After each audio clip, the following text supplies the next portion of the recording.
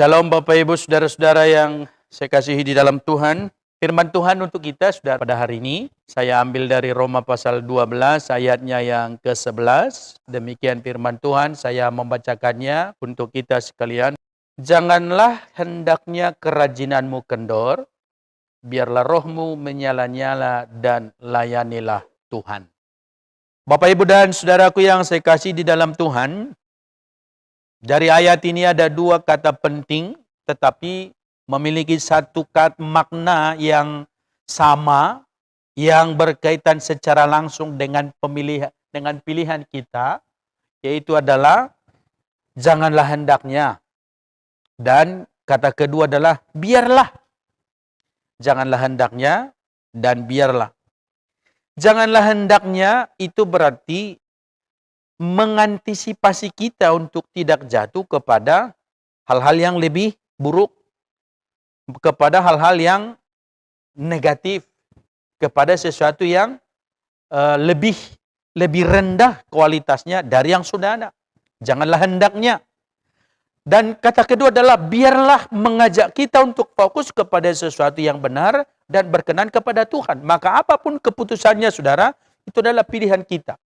Janganlah hendaknya kerajinanmu kendor atau biarkanlah rohmu menyala-nyala. Itu tergantung bagaimana kita memilih, bagaimana kita bersikap, dan bagaimana kita kemudian mengambil keputusan untuk itu. Maka kita merenungkan firman Tuhan ini bersama-sama saudara, supaya dapat kita memilih apa yang berkenan kepada Allah, apa yang berkenan kepada Tuhan dalam menjalankan segala apa yang mau kita lakukan ke depan dalam 25 tahun, 50 tahun, 100 tahun ke depan.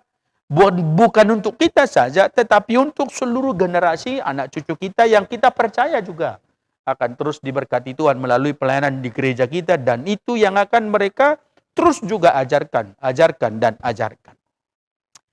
Maka saya mengajak kita untuk melihat dua hal yang sudah dicatatkan dalam firman Tuhan hari ini saudara. Dikatakan janganlah hendaknya kerajinanmu kendor. Dalam beberapa terjemahan ayat ini dikatakan saudara supaya bekerja keras dan tidak menjadi malas. Bekerja keraslah dan jangan jadi malas, jangan jadi lamban, tetapi berjuang secara keras. Dalam terjemahan Contemporary English Version dikatakan never give up, jangan menyerah, jangan mau kalah.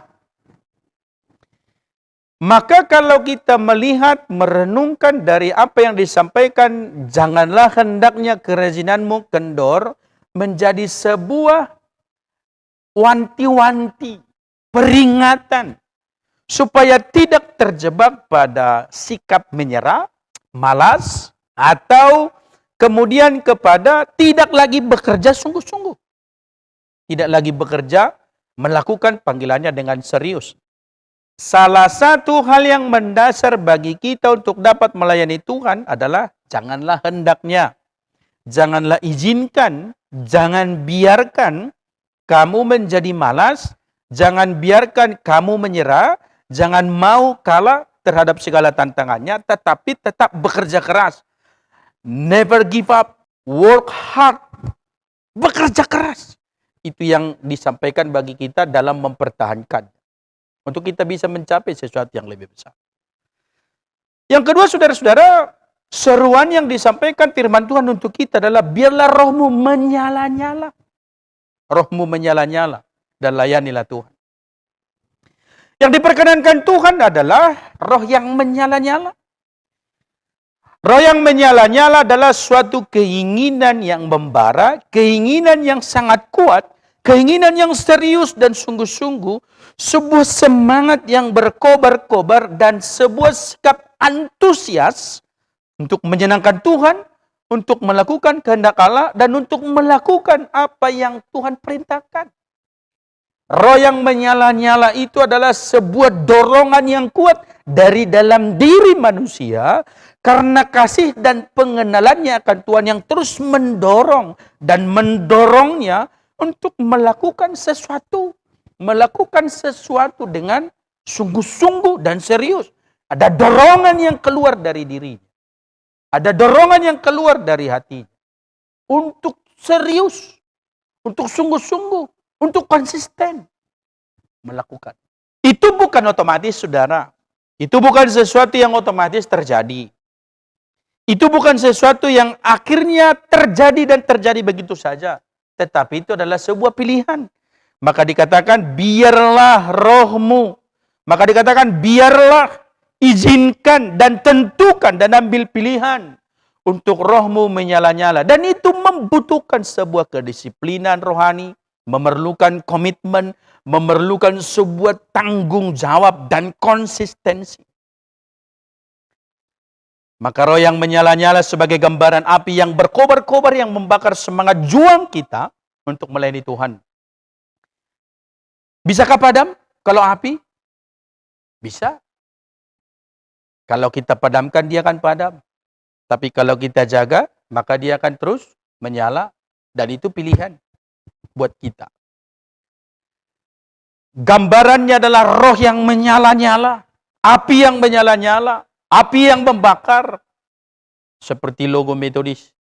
Ada salibnya dan ada logo simbol apinya. Dua. Maka seyogianya semangat kita pun berlipat ganda. Apinya saja sudah ada dua gambaran. Bisakah makin membara? Bisa jika dipelihara. Maka firman Tuhan berkata, biarlah rohmu menyala-nyala. Izinkan, usahakan, kerjakan, perjuangkan dan pertahankan. Saudara-saudara, saya yakin betul dan kita pun akan berkata hal yang sama bahwa saya menyaksikannya untuk kita semua dan Bapak Ibu menjadi saksi hidup dari itu adalah bahwa GMI Sungai Yordan telah dipakai Tuhan untuk memberkati banyak orang. Sudah memberkati banyak orang. Kita juga berkata bahwa GMI Sungai Yordan telah melakukan banyak hal yang menurut kita luar biasa. Dalam pergumulan iman kita, dalam perjuangan kita untuk gereja ini ada sampai hari ini. Tidak terjadi begitu saja. Sudah melalui sebuah pergumulan yang panjang, bukan saja hanya materi, tetapi waktu, konsistensi, kesetiaan, bergumul, berdoa buat gereja ini. Dan dalam beberapa kesaksian para usinda, mereka menyebutkan bahwa Gereja Metodis Indonesia Sungai Yordan didirikan dalam doa, berjalan dalam doa, dan akan terus melayani juga oleh karena doa. Karena itulah yang kita imani, dan itulah yang kita alami. Secara pribadi, saudara, kita punya cerita. Maka mungkin kalau sedang saat ini juga Bapak Ibu di rumah boleh bercerita, boleh mengenang sejenak, ya overview lah, perjalanan 25 tahun, bagaimana kita sudah berbuat, berkarya, turut serta dalam melakukan ini. Saya yakin Bapak Ibu sudah punya kisah panjang tentang gereja kita. 10 tahun, 15 tahun, 20 tahun, atau 25 tahun yang lalu, atau 5 tahun yang terakhir, atau 2 tahun yang terakhir. Saya percaya saudara, kita semua sudah punya kenangan. Dan saya berharap saudara ketika kita sudah mengenangnya, ada rasa haru, ada rasa syukur yang meluap dari hati kita. Bahwa ternyata Tuhan berkenan memakai kita. Bahwa ternyata kita sudah menjadi bagian dari sejarah pelayanan gereja ini. GMI Sungai Yordan. Yang kita cintai. Kita sudah berbuat banyak. Berbuat hal-hal yang besar. Menurut kita. Bukan menurut orang lain. Menurut kita. Tetapi yang menjadi pertanyaannya saudara-saudara adalah apakah itu cukup? Apakah itu sudah artinya kita berpuas diri? Apakah itu juga berarti kita sudah berkata, tugasku sudah selesai? Lalu kita memilih untuk tidak berbuat apa-apa hari ini. Apakah itu juga berarti kita boleh berkata, aku sudah, yang lain saja dulu? Apakah kita juga sudah bisa berkata bahwa waktuku istirahat? Yang lain dulu. Saudara-saudara, dalam kitab Yosua pasal 12 dicatat bahwa Yosua dalam segala kepemimpinannya telah mengalahkan 31 raja. 31 kerajaan sudah ditaklukkan dan kerajaan Israel semakin luas dan semakin hebat. Luar biasa. Luar biasa karya Tuhan. Luar biasa bagaimana Joshua memimpin bangsa Israel. Tetapi dalam pasal 13 ayat 1, saudara, ketika Joshua sudah menjadi tua, apa yang dicatat di dalamnya? Betul, banyak sudah engkau lakukan. Tetapi masih terlalu banyak. Masih banyak yang belum dikerjakan. Setelah Yosua menjadi tua dan lanjut umurnya, berfirmanlah Tuhan kepadanya, engkau telah tua dan lanjut umur, dan dari negeri ini masih amat banyak yang belum diduduki. Dalam Yosua pasal 12 dicatat, saudara, bagaimana Israel hebat, luar biasa. Tapi pasal 13 ayat 1 dikatakan masih banyak, amat banyak yang belum dikerjakan. Lalu apa kata Tuhan? Negeri itu dibagi 9. Joshua dianggap sudah tidak lagi mampu, Joshua sudah tidak lagi bisa diharapkan untuk bisa menaklukkannya. Maka dalam Yosua pasal 13 ayat 7, maka bagilah wilayah ini kepada 9. Dibagi 9. Menjadi pusaka bagi anak-anak Yakub. Itu berarti saudara kita sudah melakukan besar. Saya katakan saudara kita sudah melakukan karya yang besar. Banyak, bukan berarti cukup. Bukan berarti sudah selesai. Bukan berarti kita berhenti di sini. Bukan waktunya berpuas diri. Bukan waktunya kita untuk berkata sudah selesai. Tidak waktunya kita boleh berkata bahwa sudah nyaman sekarang. Tidak ada, saudara. Jangan nanti sampai seperti apa yang dikatakan Tuhan kepada Joshua. Betul, sudah kamu melakukan yang banyak. Tapi masih amat banyak yang belum dikerjakan. Masih banyak, saudara. Masih sangat banyak. Dan masih amat banyak yang perlu dan perlu kita terus lakukan. Maka tidak ada alasan untuk berdiam diri. Aku sudah, kalian dulu. Tidak ada alasan bagi kita untuk berkata bahwa saya sudah kulakukan pekerjaanku. Kau lakukanlah bagianmu. Tidak, Bapak Ibu. Selama masih Tuhan berikan kesempatan kita hidup untuk melayani, maka tetap bagi kita panggilannya adalah janganlah hendaknya kerajinanmu kendor. Biarlah rohmu menyala-nyala dan layani Tuhan dengan semangat melayani Allah, dengan semangat melayani Tuhan. Pertanyaannya adalah bagaimana kita bisa memelihara roh yang menyala-nyala? Satu rahasia yang saya percaya saudara menjadi prinsip dan mendasar untuk kita adalah mari kita kembali kepada kasih kita yang mula-mula kepada Allah. Semangat mula-mula kepada Tuhan dalam melayani. Apa yang menjadi visi dan misi gereja ini pada awalnya. Apa yang sudah digumuli dan didoakan gereja ini yang sudah dicapai. Maka kembali kita kepada semangat awal melakukan tugas kita. Apa yang menjadi komitmen kita. Apa yang mendasari kita melayani. Apa yang mendasari kita untuk berbuat. Apa yang menjadi alasan. Mari kembali merenungkan proses awal kemudian. Sebab Tuhan menuntut konsistensi, saudara. Tuhan menuntut konsistensi. Bukan suam-suam kuku. Bukan semangat-semangat di awal. Bukan yang inkonsisten. Tetapi yang konsisten.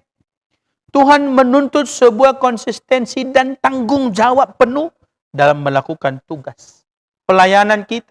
Dalam jemaat-jemaat di kitab Wahyu di Asia Kecil yang dicatat bahwa aku tahu kamu sungguh-sungguh secara rutin melayani A, B, dan C. Tahu. Tetapi itu hanya sebagai rutinitas sebab kamu suam-suam kuku dan Tuhan tidak berkenan atasnya. Bahkan yang lebih keras dikatakan, aku akan memuntahkannya. Bapak Ibu Saudara, saya membayangkan dan saya meyakini pelayanan dalam gereja itu ibarat keluarga, rumah tangga kita masing-masing. Sebab gereja memang disebutkan adalah komunitas keluarga Allah. Dan kita lihat kepada keluarga yang lebih kecil, suami, istri, anak-anak, mertua, dan yang lebih kecil lah suami, istri, dan anak-anak. Itu yang lebih kecil. Kalau boleh tanya Bapak Ibu Saudara, siapa di antara Bapak Ibu suami istri yang tidak pernah berselisih paham? Saya pastikan tidak ada. Karena semua sudah pernah. Yang tidak pernah tidak sependapat. Mungkin terlalu sering. Yang tidak pernah marah suami ke istrinya atau istri ke suaminya. Ada? Saya pastikan tidak ada, saudara. Semua sudah pernah ada di dalam. Keluarga siapa yang tidak pernah mengalami masalah? Tidak ada juga. Nggak usah kita capek-capek berpikir siapa ya. Tidak ada, saudara. Tidak ada. Apakah kalau ada masalah lalu kita tidak mau mengasihi keluarga itu lagi? Kalau suami istri marah-marah, lalu dia katakan, malas saya kerja. Saya nggak mau kerja lagi. Saya nggak mau cari duit lagi. Aku marah sama klien. Aku mengundurkan diri aja. Ada? Nggak ada. Atau ketika misalnya anak-anak kita tidak menjadi seperti apa yang menjadi harapan dan kita impikan, kita mau. Lalu kita buat pengumuman, kamu bukan anakku lagi. Ada? Enggak. Tapi apa yang dilakukan orang tuanya? Mendoakannya, menganjunya, terus banyak yang dilakukannya. Adakah kita dalam hubungan dengan Allah yang tidak ada pergumulan? Adakah di antara Bapak Ibu Saudara yang sejak mengenal Tuhan sampai hari ini imannya stabil? Saya rasa tidak ada yang imannya stabil. Tetapi iman harus mengalami peningkatan dan pertumbuhan. Ada pasang surutnya? Mungkin saja.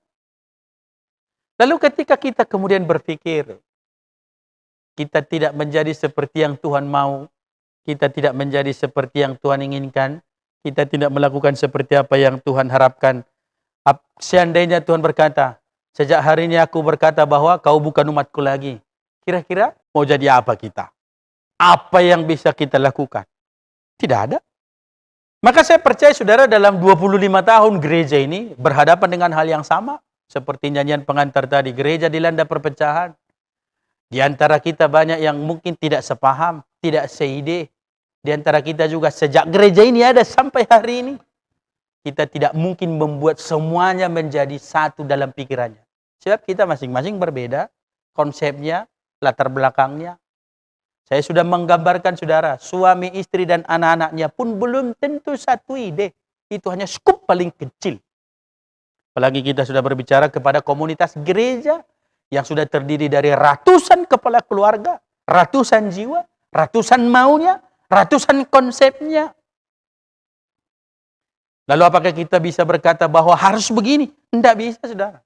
Yang bisa berkata harus begitu hanya Tuhan. Dan semua kita hanya ada tunduk. Pilihan kita adalah apa?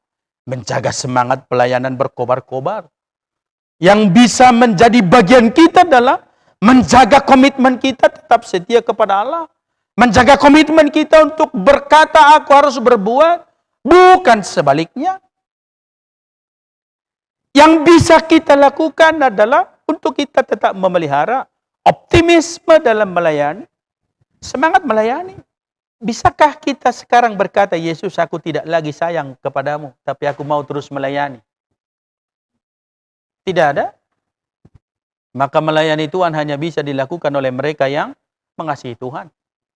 Bisa bayangkan saudara bagaimana kemudian, kalau boleh saya katakan, roh yang menyala-nyala yang dimiliki oleh Tuhan sehingga ia siap mati siap mati di kayu salib mengalami penderitaan karena cintanya, karena kasihnya. Atau kalau boleh kita kemudian mengingat ulang bagaimana suami Bapak Ibu berjuang untuk mendapatkan cintamu. Kalau kata penyanyi,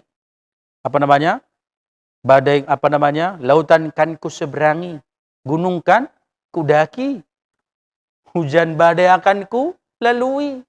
Artinya apa? Tidak ada alasan. Itu yang membuatnya, itu yang mendorongnya. Sama seperti yang diharapkan seluruhnya. Belum tentu.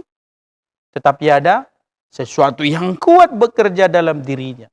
Yaitu cinta kepada Allah. Bagaimana kita memeliharanya? Ingatlah cintamu pada awalnya terhadap Tuhan, terhadap gereja ini.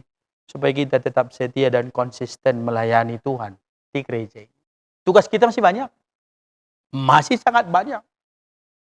Kita baru 25 tahun, saudara. Baru 25 tahun. Saya tidak mengatakan sudah 25 tahun. Tidak. Tetapi kita baru 25 tahun.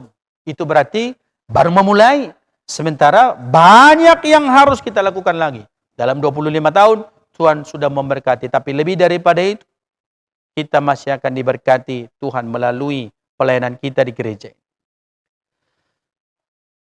Tuhan menuntut kasih yang utuh. Kasih yang sempurna. Komitmen yang utuh. Kasihilah Tuhan Allahmu dengan segenap hatimu dan dengan segenap jiwamu dan dengan segenap akal budimu dan dengan segenap kekuatanmu. Kasihi Tuhan, kasihi Allah, kasihi Dia. Maka jangan tinggalkan kasihmu yang semula, semangatmu yang semula, motivasimu yang semula, supaya kita boleh melakukan segala sesuatu lebih dari apa yang sudah kita lakukan. Tuhan mengingatkan jemaat di Asia Kecil, saudara, dalam Wahyu pasal 2 ayat 4-5. Namun demikian aku mencela engkau karena engkau telah meninggalkan kasihmu yang semula. Tuhan tidak berkenan atas jemaat itu sebab mereka sudah meninggalkan kasihnya yang semula. Maka biarlah rohmu menyala-nyala. Tetap memiliki semangat. Tetap memiliki passion atau gairah terus yang sungguh-sungguh untuk melayani Tuhan. Dan melakukan apa yang berkenan kepada Allah. Saudaraku yang saya kasih di dalam Tuhan, di momen ulang tahun kita, di 25 tahun ini, di ibadah syukur ini, saya berharap saudara ada saat yang lebih tepat lagi, kita bersama-sama berenung, bersyukur bersama dalam persekutuan yang face to face, dalam persekutuan yang kita boleh hadir bersama-sama dalam mensyukurinya. Namun sekarang, saya menyampaikan kepada kita bahwa Allah menginginkan kita mengasihi Tuhan dengan roh yang menyala-nyala. Bahwa Tuhan menginginkan kita melayani Dia dengan semangat, dengan roh yang menyala-nyala.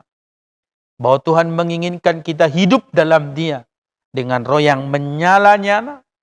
Bahwa Tuhan berkenan atas kita dan atas pelayanan kita. Berkenan atas gereja kita. Dan menjadi alat damai sejahtera Tuhan di dunia dengan mengingat kasih yang setia. Kasih setia Allah kepada kita dan kasih kita kepada Allah. Dengan roh yang menyala-nyala, kita melayani Tuhan bersama. Maka gereja ini akan tetap dipakai Tuhan sebagai alat damai sejahtera Allah. Akan tetap dipakai sebagai alat sukacita bagi banyak orang.